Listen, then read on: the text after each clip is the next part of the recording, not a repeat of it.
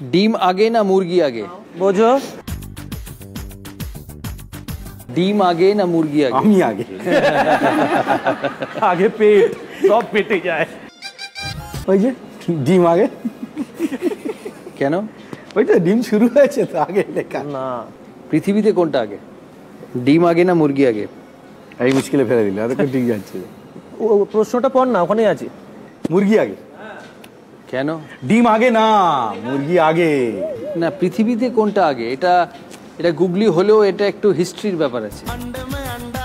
ডিম থেকে মুরগি হয়, মুরগি থেকে ডিম হয়, কে আগে কে পরে এ তো চলতেই থাকবে। ডিম না হলে তো মুরগি হবে না, ডিমই মুরগি আগে। না, আবার মুরগি না হলে ডিম হবে না। হ্যাঁ, তাহলে হাত তুলছে, ক্লাসে এসছে, প্রশ্নের উত্তর দেবে। আমার ডিম আগে। এবার বলতে হবে কেন।